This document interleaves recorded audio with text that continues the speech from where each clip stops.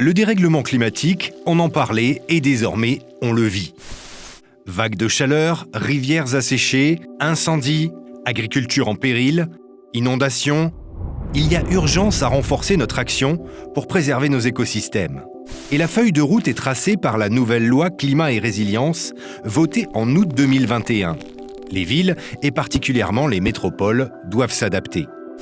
Tout au long du XXe siècle, Toulouse et sa périphérie ont vécu au rythme d'une urbanisation rapide, à l'époque où la voiture était reine, et les sols ont été artificialisés, avec la multiplication des grands ensembles, des zones pavillonnaires périurbaines, des hypermarchés, des routes et des parkings.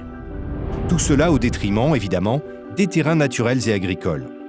Aujourd'hui, alors qu'arrivent près de 10 000 nouveaux habitants par an dans une métropole attractive déjà très urbanisée, la nouvelle loi impose de conserver au maximum les terrains agricoles et naturels pour protéger l'environnement, préserver la qualité des sols, maintenir l'activité agricole et offrir aux habitants de meilleures conditions de vie.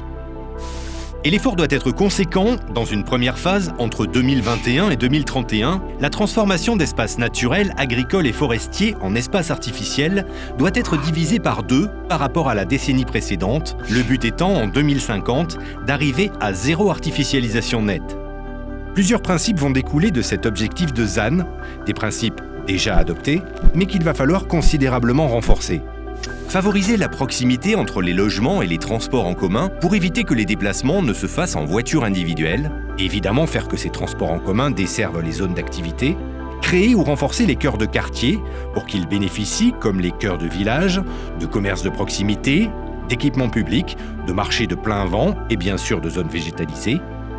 Plutôt que de créer de nouveaux bâtiments, privilégier la reconstruction ou la réhabilitation de bâtiments désaffectés pour ne pas consommer de surface végétale supplémentaire, protéger et développer la nature en ville. En plus d'offrir un cadre de vie plus agréable, les zones végétalisées rafraîchissent la température en été et permettent au sol d'absorber l'eau de pluie, limitant ainsi les risques d'inondation.